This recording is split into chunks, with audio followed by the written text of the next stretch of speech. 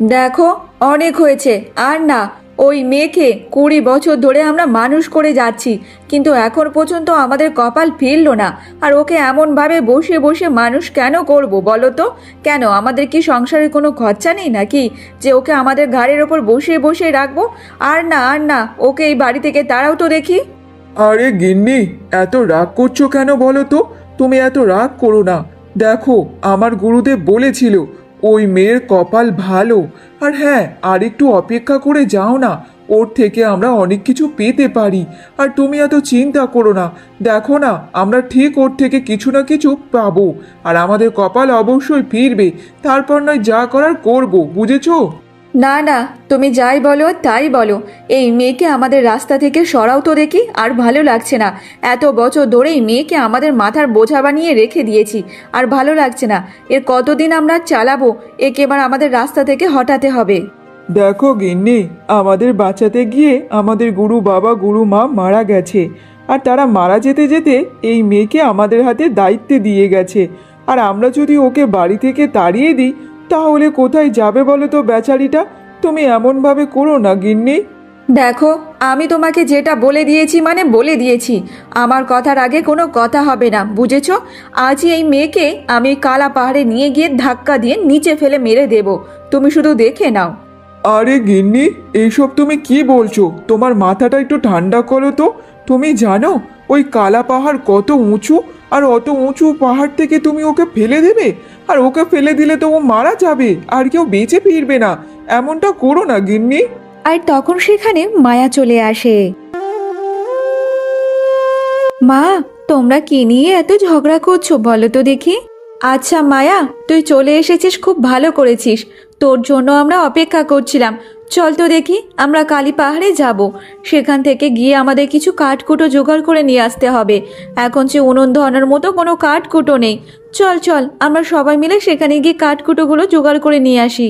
হ্যাঁ হ্যাঁ মা, চলো আমরা গিয়ে কাঠকুটোগুলো গিয়ে জোগাড় করে নিয়ে আসি। আবার যে সন্ধ্যা নেমে গেলে অসুবিধা হবে। চলো চলো।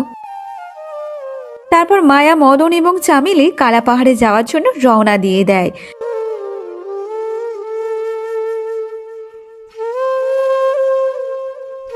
তারা যেতে যেতে অবশেষে কালা পাহাড়ে পৌঁছে যায়। মা, আমরা কোথায় এসেছি? আর এত বা উঁচুতে কেন এসেছি মা? কাঠকুটো নেওয়ার জন্য তো নিচে তো ঠিক আছে, নিচেই তো কালা পাহাড়ের জঙ্গল আছে। চলো মা, আমরা ওখান থেকে গিয়ে কাঠগুলো জোগাড় করি। এত উঁচুতে এসে আমাদের কি হবে বলো তো? আর আমার যে খুব ভয় করছে মা এখানে। কি রে মায়া, তুই কি ভেবেছিস তোকে আমরা কি এখানে কাঠকুটো গুড়ানোর জন্য নিয়ে এসেছি? শোন, তোকে আমরা এখানে নিয়ে এসেছি আমাদের পথের কাঁটাকে সরানোর জন্য। এইবার এত উঁচু পাহাড় থেকে তোকে ধাক্কা মেরে ফেলে দেব। চলে যা আমাদের জীবন থেকে। তোর মতো বোঝাকে আমাদের জীবনে আর রাখতে চায় না। না না মা, তুমি এমন করো না আমার সাথে। এখান থেকে ফেলে দিও না, আমি যে পুরো মারা যাব মা। আমার বাবা মা যে মারার আগে তোমাদের হাতে আমাকে দায়িত্বে দিয়ে গেছে, তোমরা যাতে আমাকে ভালোভাবে খেয়াল রাখতে পারো। তাহলে তাহলে এখন কেন আমার সাথে এমন ব্যবহার করছো? এমনভাবে আমাকে মেরো না, ভগবান তোমাদেরকে ভালো রাখবে। এমনভাবে করো না আমার সাথে। আমাকে মেরো না, মেরো না, আমি বাঁচতে চাই। তখন তো নিজের মেয়ে হিসাবে তোকে স্বীকার করে নিয়েছিলাম, ঠিক কথা। তখন তো আমরা শুনেছিলাম যে তোর কপাল অনেক ভালো, তোর থেকে আমরা অনেক কিছু পেতে পারি। কিন্তু না, এত বছর তোকে মানুষ করার পরও আমরা কিছুই পাইনি, কিছুই না। এইবার যে তোকে যেতেই হবে। আমাদের গলার কাঁটা হয়ে তুই বসে আছিস। না না না, তোকে এবার এখানে আর রাখা যাবে না। এবার তোকে আমাদের রাস্তা থেকে সরাতেই হবে।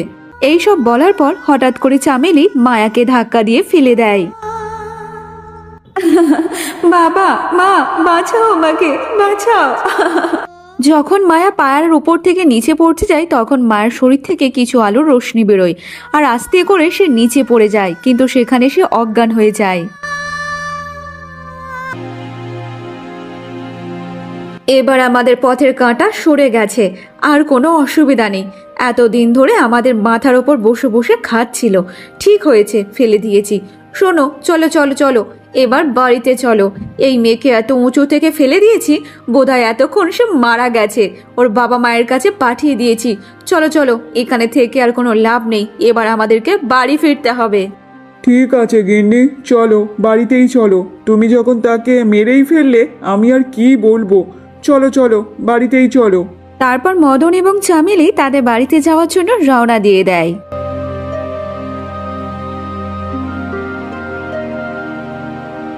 অন্যদিকে কিছুক্ষণ পরে মায়ার জ্ঞান ফিরে আসে। তার যখন জ্ঞান ফিরে আসে সে তখন অবাক হয়ে যায়। এটা কি করে সম্ভব হলো? আমি এত উঁচু পাহাড় থেকে পড়ে গেলাম, তবু আমি কিভাবে বেঁচে আছি? কিন্তু যারা আমাকে মেরে ফেললো তাদেরকে তো আমি এতদিন ধরে বাবা মাই মেনে এসেছি, কিন্তু তারা তারা অবশেষে আমার ক্ষতি করতে চাইলো।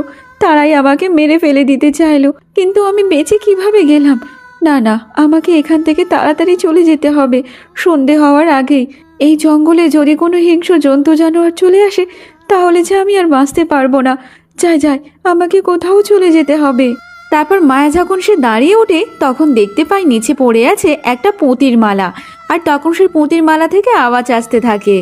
শোনো মায়া, যে পুঁতির মালাটা তুমি দেখতে পাচ্ছ, এটা তুমি তোমার গলায় পরে নাও, কারণ এই পুঁতির মালা হচ্ছে তোমার রক্ষা কবচ। এটা তোমার গলায় যতক্ষণ থাকবে কেউ তোমাকে কোনো ক্ষতি করতে পারবে না। আর শোনো, যখন তোমার 20 বছর পূর্ণ হয়ে গেছে, তাই এটাই ছিল তোমার উপহার। তাই 20 বছর পূর্ণ হওয়া মাত্রই এই পুঁতির মালা তোমার জন্যই রেখেছিলাম। নাও মায়া, তুমি এই পুঁতির মালাটা তোমার গলায় পরে নাও। কে বলছো এমন ভাবে? সামনে এসো না, আমার যে খুব ভয় লাগছে। আমি যে তোমাকে দেখতে পাচ্ছি না, তুমি এমন ভাবে কোথায় থেকে কথা বলছো? আমার সামনে এসো। শোনো মায়া, আমি হচ্ছে জাদুই মালা। এই মালাটা তোমার গলায় পরে নাও। এই মালাই হচ্ছে তোমার সব সমস্যা দূর করতে পারে। তারপর মায়া সেই সব কথা শুনে সে অনেক অবাক হয়ে যায়। তারপর সে তাড়াতাড়ি করে ওই গলার হারটা তার গলায় পরে নেয়। তারপর সে রাস্তা দিয়ে যেতে থাকে। আর তখন একটু একটু সন্ধ্যা নামছিল।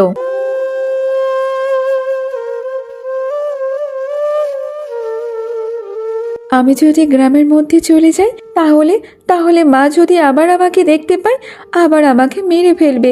না না না, আমি ওদের সামনে যেতে চাই না। তার চেয়ে বরং এই জঙ্গলে এই গাছের নিচেই শুয়ে পড়ি। আজকে রাতটা কেটে গেলে সকালবেলা দেখা যাবে কোথায় যাব না যাব। কিন্তু না, আমি ওদের সামনে যেতে চাই না। তারপর রাত হলে মায়া সেই গাছের নিচে শুয়ে পড়ে।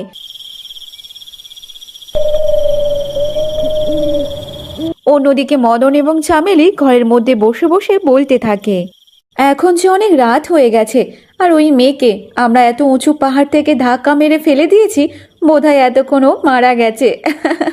আমার তো মনে হয় যে এত উঁচু পাহাড় থেকে যে কেউ পড়লে সে আর বেঁচে ফেরার কথা না। হ্যাঁ গিন্নি, তুমি একদম ঠিক কথা বলেছ। ওকে তুমি এত উঁচু পাহাড় থেকে ফেলে দিয়েছো, ওকে বেঁচে ফেরার কথা না। আর এমনিতে আমি তো শুনেছি ওই কালা পাহাড় ভীষণ বিপজ্জনক। আর যদিও বা কেউ বেঁচে ফেরে, ওই জঙ্গলে যে থাকবে ভয়ানক জন্তু জানোয়ার ওকে ছিঁড়ে ছিঁড়ে খাবে। তাই তুমি ওটা নিয়ে চিন্তা করো না, ও বোধহয় এতক্ষণ মারাই গেছে। যাক, এতদিন পর আমাদের পথের কাঁটাটা সরে গেল। আর শোনো, কাল সকালে একবার আমরা ওই জঙ্গলে যাব, যেখান থেকে ওকে ফেলে দিয়েছি সেই নিচে গিয়ে দেখব। ওর তো ডেড বডি তো পাবো অবশ্যই, আর সেটা নিয়ে গ্রামে ফিরে আসব। আর সবাইকে বলে দেব যে ও কোনো না কোনোভাবে মারা গেছে এমনভাবে, আর ওর অন্তিম সংস্কার আমরা করে দেব। কেউ আমাদের কোনো সন্দেহ করতে পারবে না, বুঝেছো? তবে জানো গিন্নি, আমি গুরু মার গুরু বাবার কাছ থেকে শুনেছি ওই মেয়ের কপাল ভালো। ওই মেয়ের নাকি আলাদা একটা শক্তি আছে। কিন্তু তুমি কেন এত তাড়াতাড়ি ওকে মারতে গেলে তা কে জানে। একটু তো অপেক্ষা করে যেতে পারতে, বলো। এই শোনো, তোমাকে আর ওর হয়ে দরদ দেখাতে হবে না। আর আমার তো মনে হয় তোমার গুরু বাবা আর মা মিলে এই মিথ্যে কথা বলে ওই মেয়েকে আমাদের ঘাড়ের ওপর বোঝা হিসাবে চাপিয়ে দিয়ে গেছে। তুমি জানো না, যদি ওর কোনো আলাদা শক্তি থাকতো তাহলে এতদিনে আমরা টের পেয়ে যেতাম, আর আমাদের কপাল এমন ফুতুরে হয়ে থাকতো না। আরো ভালো হতো, বুঝেছো? আমরা ওর থেকে কিছুই পাইনি, শুধু বসে বসে ওকে খাওয়াতাম। ঠিক আছে, তুমি যেটা ভালো মনে করেছো সেটাই করেছো।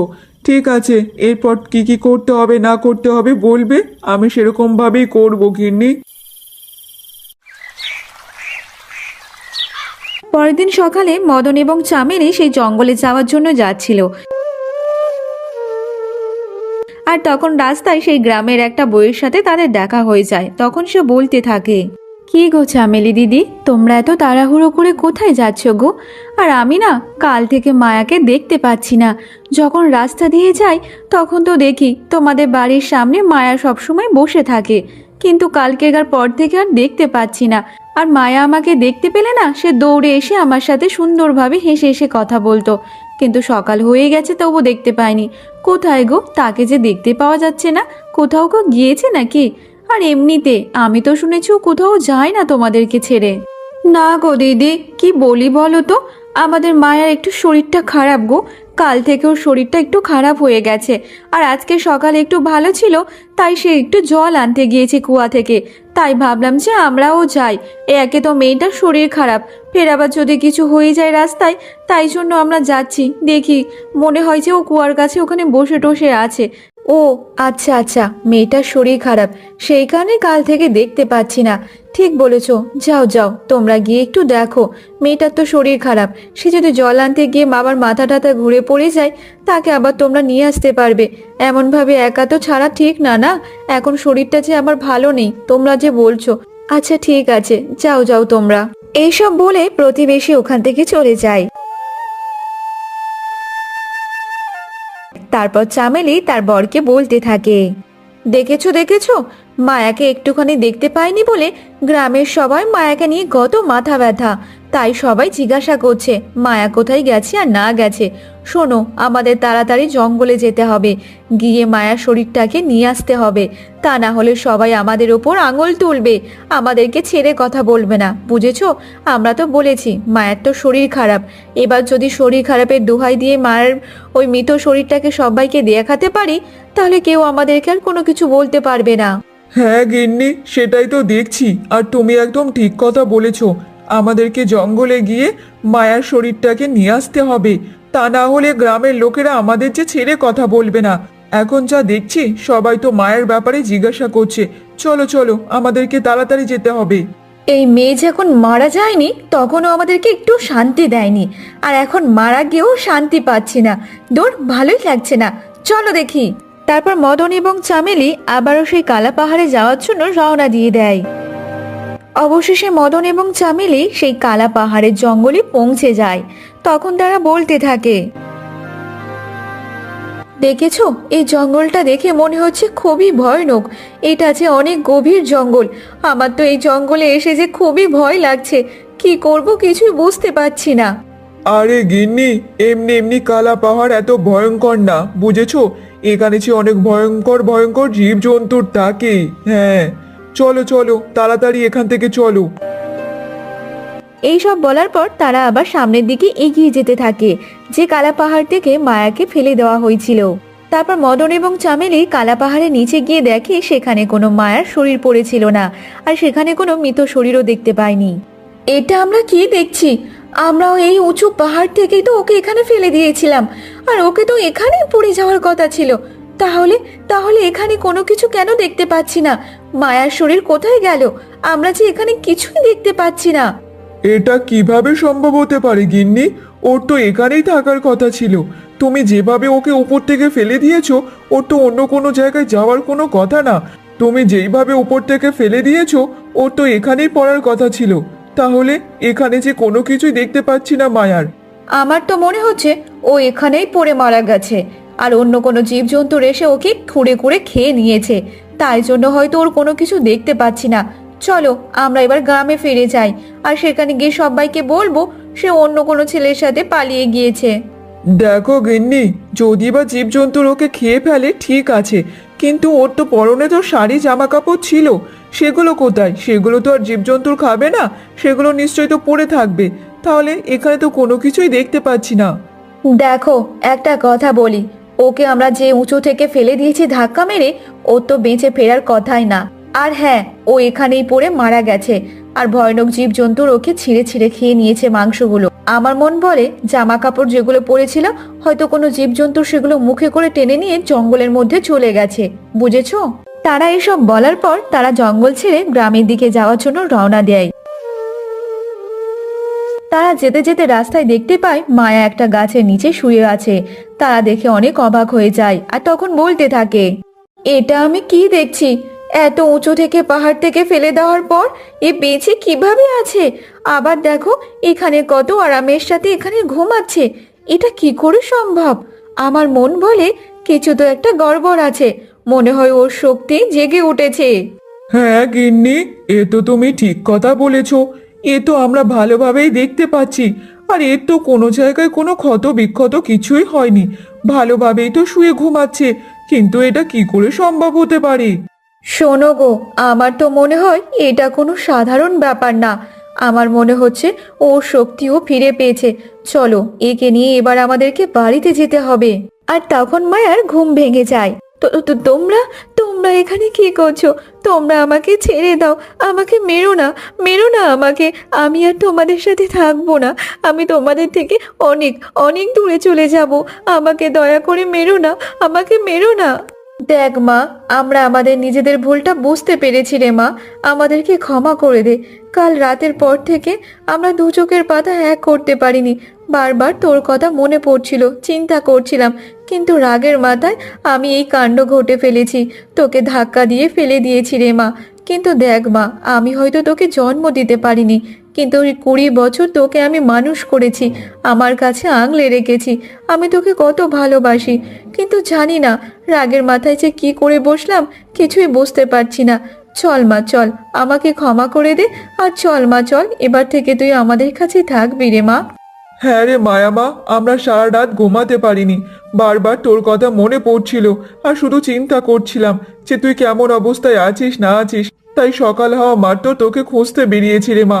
ওখানে আমরা গিয়েছিলাম তোকে খুঁজতে, কিন্তু তোকে দেখতে পাইনি। তাই জঙ্গলের রাস্তা দিয়ে নিরাশ হয়ে যাচ্ছিলাম, আর যেতে যেতে দেখলাম তুই এখানে ঘুমাচ্ছিস। চল মা চল, বাড়িতে চল আমাদের সাথে। না না, আমি তোমাদের কথায় বিশ্বাস করি না। তোমরা তোমরা আবারও আমাকে মারার চেষ্টা করবে। বিশ্বাস করি না আমি তোমাদের কথা। না রে মা, তোকে আর আমরা হারাতে চাই না। আর সত্যি কথা বলছি, তোকে আর আমরা কখনোই মারবো না। তুই এইটা নিয়ে একদম চিন্তা করিস না। তুই একবার একবার আমাদের বাড়িতে চল মা, চল মা। তোকে আমরা আর কোনোদিন কোনো কষ্ট দেব না রে মা। মদন এবং চামেলি মিলে মায়াকে বোঝাতে থাকে তাদের বাড়িতে যাওয়ার জন্য। অবশেষে মায়া রাজি হয়ে যায়।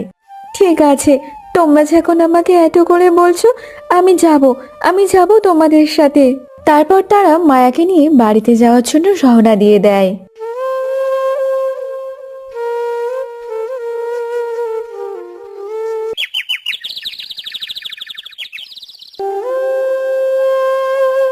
আচ্ছা শোন মা, তুই একটুখানি ঘরেতে বিশ্রাম কর। আর কাল থেকে তুই তো কিছুই খাসনি। আমি তোর জন্য একটু গরম গরম খাবার বানিয়ে নিয়ে আসি। খেলে তাহলে তোর পেটটা ভরবে, বুঝেছিস? তুই চুপ করে এখানে বিশ্রাম কর।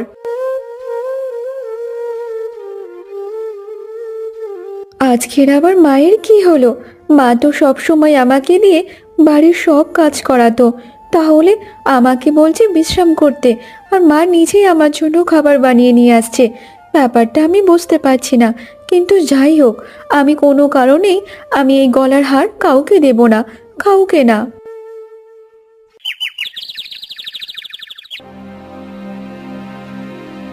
আরে গিন্নি, যখন থেকে তুমি মায়াকে দেখার পর থেকে তুমি একটু অন্যরকম হয়ে গেছো।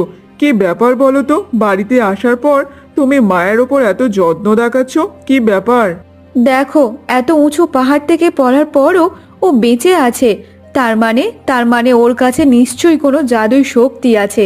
না, ওটা আমাদেরকে ভালোভাবে জানতেই হবে যে ওর কাছে এমন কি জাদুই শক্তি আছে যে ওপর থেকে ফেলে দেওয়ার পরও মৃত্যুর মুখ থেকে বেঁচে ফিরে আসে। সেটা আমাকে জানতেই হবে। এটা তুমি ঠিকই বলেছো গিন্নি, কিন্তু আমরা সেটা কিভাবে জানবো বলো তো, যে ওর কাছে এমন কি জাদুই শক্তি আছে? ও কি আমাদেরকে বলবে? এটা নিয়ে তোমাকে একদম চিন্তা করতে হবে না। তুমি আমাকে 2 দিন টাইম দাও। 2 দিন পর দেখোই না, আমি তো জেনেই ছাড়বো যে ওর কাছে এমন কি জাদুই শক্তি আছে।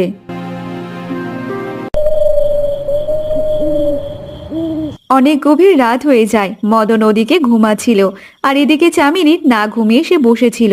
আর তখন সে মনে মনে বলতে থাকে, এখন অনেক রাত হয়ে গেছে, তাই এখন আমার কাছে সুযোগ আছে যে ওই মেয়ের কাছে এমন কি শক্তি আছে। এটা জানার এখনই উপায়। এখন আমাকে যেতেই হবে আমাকে এক্ষুনি। তারপর চামেলি সে কোনো কিছু কাউকে না জানিয়ে সে বাড়ি থেকে বেরিয়ে পড়ে। তারপর সে একটা ঘন জঙ্গলের রাস্তা দিয়ে যেতে থাকে। যেতে যেতে সেই জঙ্গলের রাস্তার মধ্যে একটা কুঠির দেখতে পায়, আর সেই কুঠিরের মধ্যে সে চলে যায়। আর সেখানে ছিল একটা তান্ত্রিক বাবা। কি রে চামেলি, আজ হঠাৎ যে আমার এখানে এলি? তা বল দেখি, কি কারণে এসেছিস? কাকা, তুমি তো জানো আমার একটা গরিব ঘরে বিয়ে হয়েছে, আর তোমার ভবিষ্যৎ অনুযায়ী আমার স্বামীর গুরু মা এবং বাবাকে আমি মেরে দিয়েছি। কিন্তু তুমি তো বলেছিলে যে তাদের মেয়ের 20 বছর বয়স হয়ে গেলে তার মধ্যে একটা অলৌকিক শক্তি চলে আসবে, যার কারণে আমরা সারা জীবন ভালোভাবে জীবন কাটাতে পারবো। কিন্তু 20 বছর হয়ে গেলেও তার মধ্যে কোনো পরিবর্তন দেখতে পাইনি। তাই জন্য আমি ওকে পাহাড় থেকে ধাক্কা মেরে ফেলে দিয়েছিলাম। কিন্তু কিন্তু ও মারা যায়নি, ভালোভাবে এখনো বেঁচে আছে। তার মানে ওর মধ্যে শক্তি চলে এসেছে। তাহলে কাকা, এবার আমি কি করব? আমি আমি কি করে বুঝবো যে ওর মধ্যে এমন কি শক্তি আছে? সেটা আমি কি করে জানতে পারবো? আমাকে বলে দাও তুমি। হ্যাঁ রে মা, আমি তোকে সাহায্য করব না তো কে করবে বলতো? তুই যে আমার বড় দাদার মেয়ে হোস, তুই তো আমার ভাইজি, তাহলে তোকে আমি এই বিপদের মধ্যে কিভাবে একলা ছেড়ে দিতে পারি? আর এমনিতে তুই তো ছোটবেলা থেকেই আমার অনুসারেই চলেছিস, আমার কথা মতো তুই সব কাজ করেছিস, তাহলে আমি তোকে সাহায্য করব।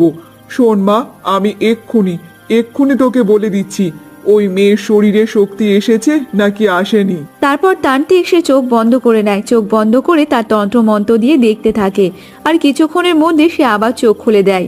কাকা, তোমাকে এমন চিন্তিত কেন লাগছে? তুমি তো এক্ষুনি চোখ বন্ধ করলে, আবার যে চোখ খুলে দিলে, কি হয়েছে তোমাকে এত চিন্তিত? দেখ চামেলি, ওই মেয়ে কোনো সাধারণ মেয়ে না, ওর মধ্যে একটা শক্তি আছে, আর ওই শক্তি এখন জেগে গেছে। আর আমার তন্ত্রবিদ্যার দ্বারা ওই শক্তিকে আমি দেখতে পাচ্ছি না, কারণ ওই শক্তি অনেক ভয়ঙ্কর শক্তি। আর ওই শক্তিটা কি, ওটা তোকে নিজেই খুঁজে নিতে হবে। তবে হ্যাঁ, এটুকু বলতে পারি, ওই শক্তি ওই মেয়ের কাছেই আছে। আর ওই মেয়ে সব কিছু জেনে গেছে ওই শক্তির ব্যাপারে, কিন্তু ও তোকে বলতে চাইছে না। তাহলে কাকা, আমি কি তাহলে ওই শক্তির ব্যাপারে কখনোই জানতে পারবো না? আমি আমি কিভাবে ওই শক্তির ব্যাপারে জানবো? আমি তো কিছুই বুঝতে পারছি না। দেখ মা, একটা উপায় আছে, আর তোকে সেই কাজটা করতে হবে। পূর্ণিমার রাতে ওর শক্তি আবার প্রভাবিত হবে। আর হ্যাঁ, ওই দিন তুই জানতে পারবি, আর সেদিনই ওর শক্তিটা তুই ছিনিয়ে নিতে পারিস। ঠিক আছে কাকা, ধন্যবাদ আমাকে জানানোর জন্য। এখন তাহলে আমি যাই। এখন যে আবার সকাল হতে যাচ্ছে, সবার ওঠার আগেই আমাকে বাড়িতে পৌঁছাতে হবে। এইসব বলার পর চামেলি তার বাড়িতে যাওয়ার জন্য রওনা দিয়ে দেয়।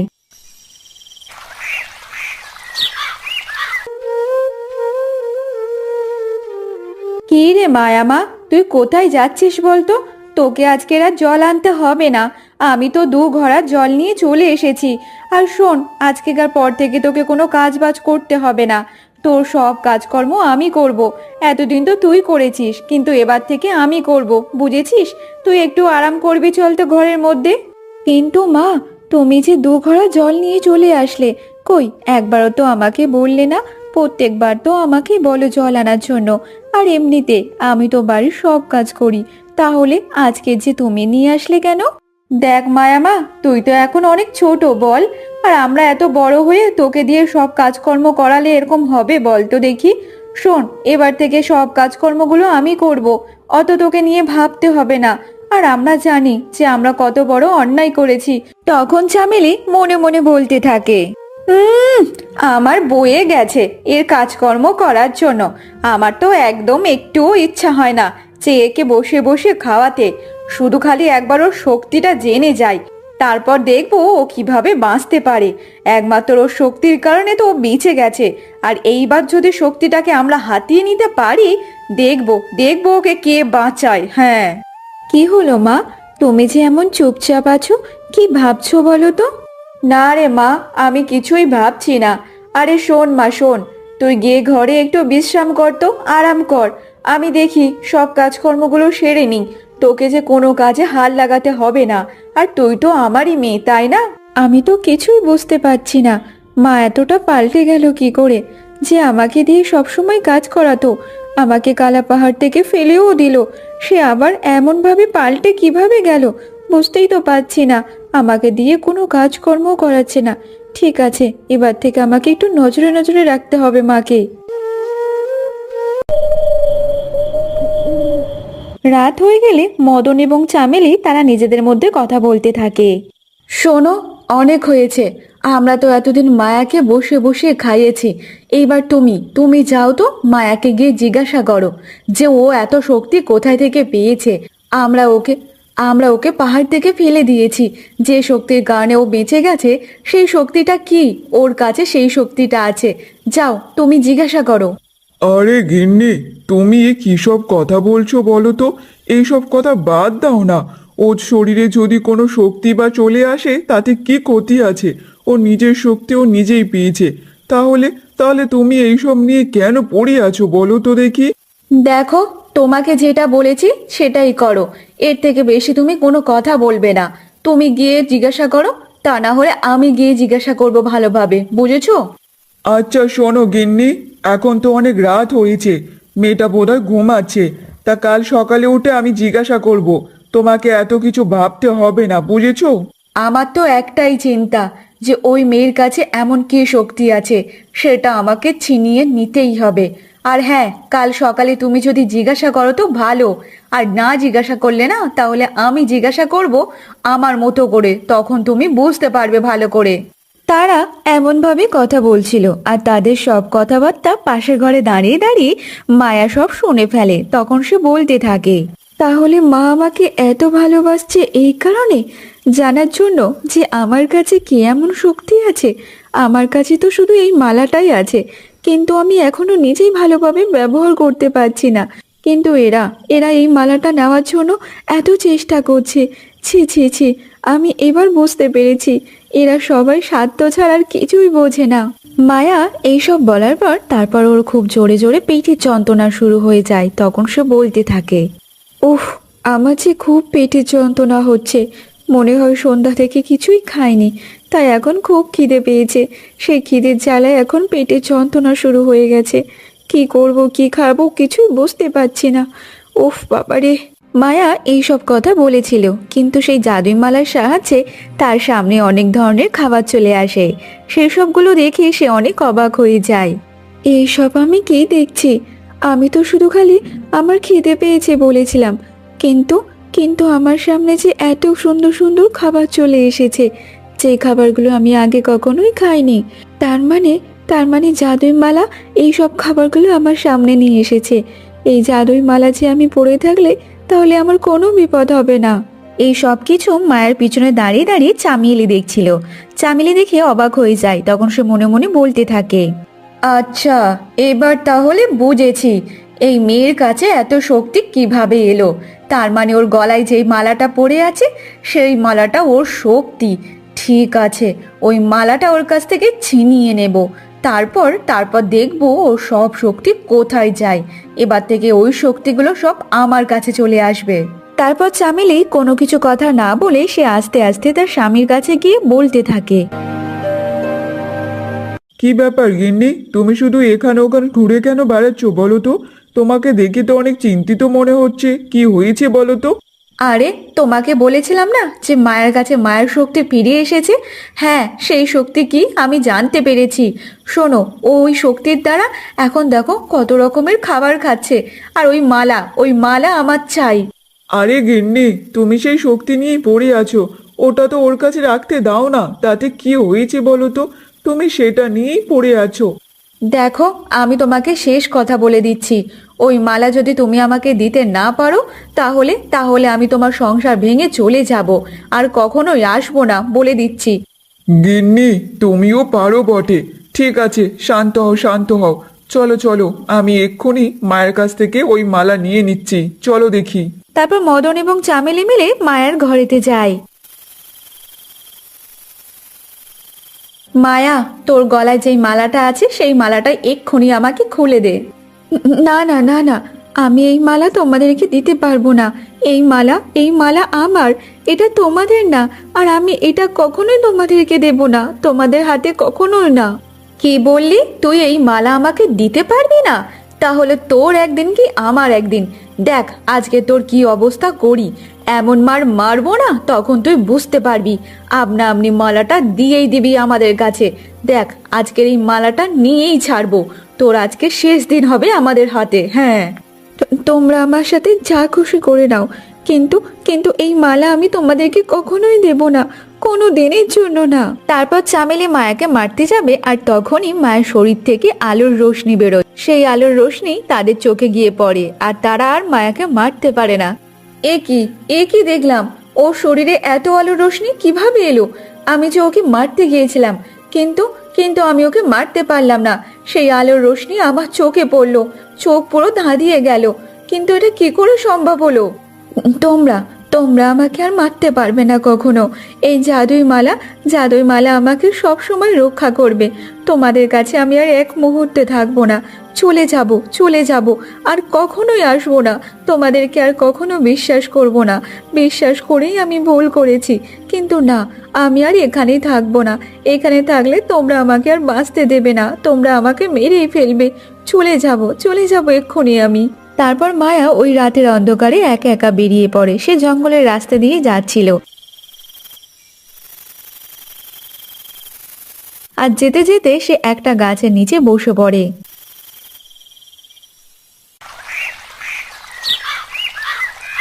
পরের দিন সকালে মায়া সেই জঙ্গলে সেই জায়গায় বসেছিল, আর হঠাৎ একটা ভাল্লুককে আসতে দেখা যায়।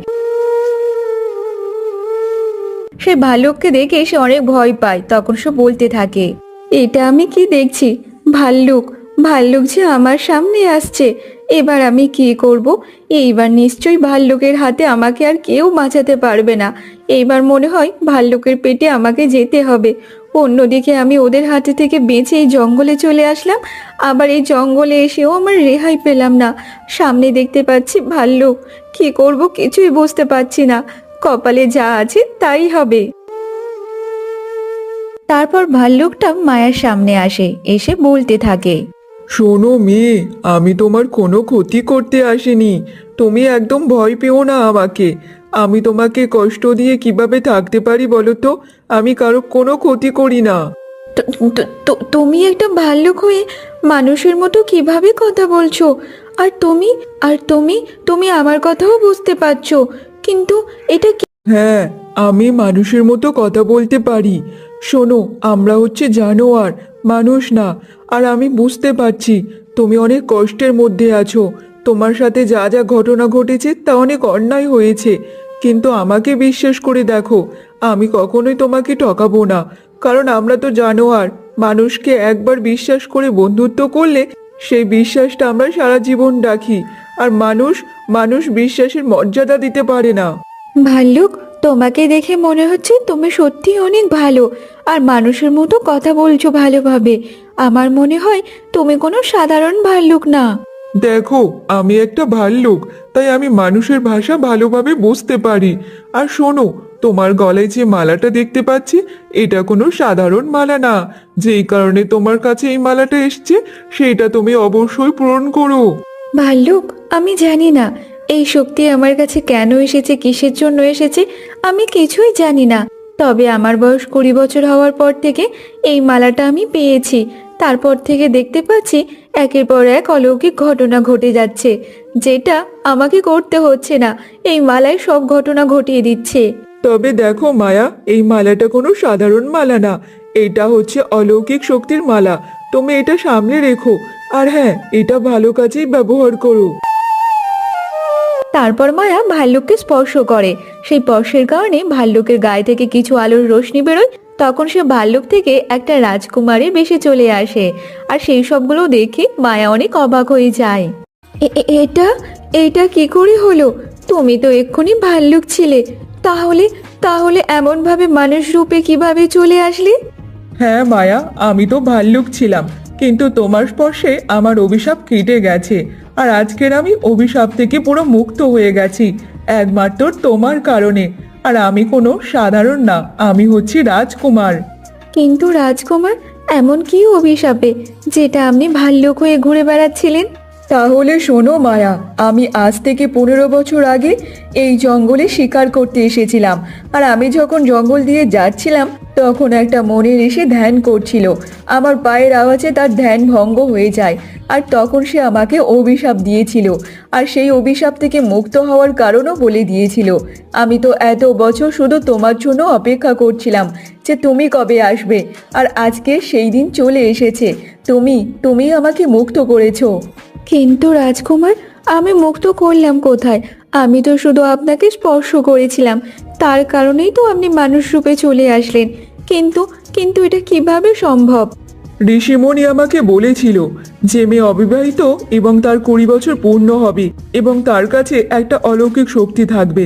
সেই মেয়ে যদি আমাকে স্পর্শ করে, সেই স্পর্শে আমি আবার মানুষ জীবন ফিরে পাবো। আর এত বছর ধরে আমি শুধু জঙ্গলে ঘুরছিলাম, আর আজকে তোমার সাথে আমার দেখা হয়েছে। আচ্ছা, এ তো খুব ভালো কথা। আমার কারণে যে আপনি আপনার মানুষ রূপে ফিরে এসেছেন, এটা দেখে আমি অনেক খুশি হয়েছি। যান রাজকুমার, আপনি এবার প্রাসাদে যান। আপনার পিতামাতা আপনার জন্য নিশ্চয়ই অপেক্ষা করছে। হ্যাঁ মায়া, অনেক বছর হয়ে গেছে, আমি এখনো কাউকে দেখিনি। হয়তো সবাই আমাকে ভুলে গেছে, তবে প্রাসাদে আমি একা ফিরবো না। আমার সাথে করে তোমাকে নিয়ে যাব। তুমি যে আমাকে এত বড় উপকার করেছো, সেটা আমি কি করে ভুলে যাই বলো তো? তোমার কারণে আমি মানুষ রূপে ফিরে এসেছি, আর তোমাকে আমি এই জঙ্গলে ছেড়ে রেখে দিয়ে যাব? না না, সেটা কখনোই হতে পারে না। তারপর রাজকুমার আদিত্য মায়াকে নিয়ে রাজপ্রাসাদে যাওয়ার জন্য রওনা দিয়ে দেয়।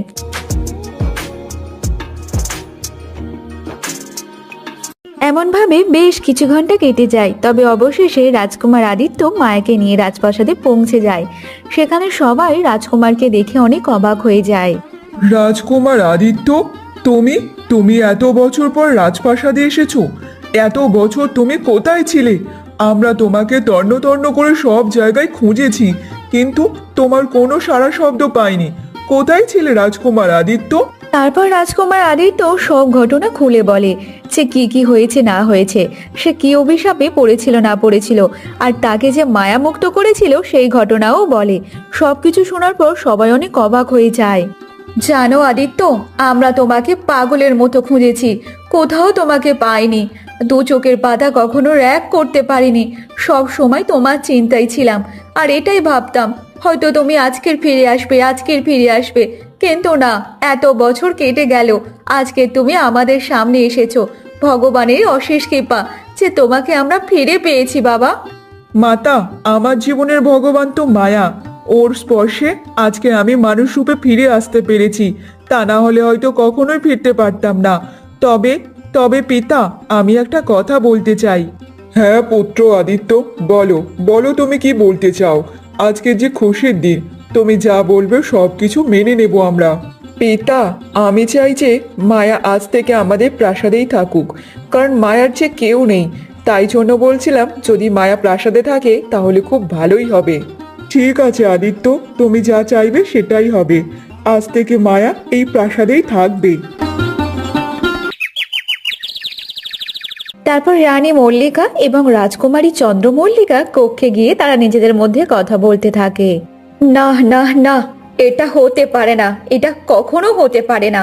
আমি যা কিছু সব পরিকল্পনা করেছি তা আমি কখনোই ভেস্তে দিতে দেব না। এটা কি করে সম্ভব? এই রাজকুমার কিভাবে ফিরে এলো? আমি তো এটাই বুঝতে পারছি না। আমি তো ভেবেছিলাম রাজকুমার আর কখনোই আসবে না। সেই জঙ্গলে শিকার করতে গিয়ে নিশ্চয়ই বাঘের পেটে গিয়েছে, কিন্তু এত বছর পর আবার সে ফিরে এসেছে। না না না, এটা মেনে নেওয়া যাচ্ছে না। মা, তুমি এমন ভাবে উত্তেজিত হইও না। ও যখন ফিরে এসেছে তাহলে তাহলে আবারও আমরা ফের পরিকল্পনা করব। এইবার ওকে কেউ বাঁচাতে পারবে না, ওই মায়াও না। আমি ওই সিংহাসনে একমাত্র তোকে দেখতে চেয়েছি, আর অন্য কাউকে না। ওটা হচ্ছে আমার সতীনের ছেলে, আমার নিজের পেটের ছেলে না। তাই আমি ওকে সহ্য করতে পারি না। যদি সিংহাসনে বসতে হয় একমাত্র তুই বসবি, ও না। বুঝেছিস? ঠিক আছে মা, তুমি যেমনটা চাইছো তেমনটাই হবে, আর তোমার স্বপ্ন ঠিক পূরণ হবে। ওই সিংহাসনের রানী আমি হব, আর অন্য কেউ না। এইবার আমাদের ধাপে ধাপে এগোতে হবে। তুমি এইসব নিয়ে একদম চিন্তা করো না মা। তবে মল্লিকা ছিল রাজকুমারের সৎ মা, তার নিজের মা মারা গিয়েছিল অনেক বছর আগে।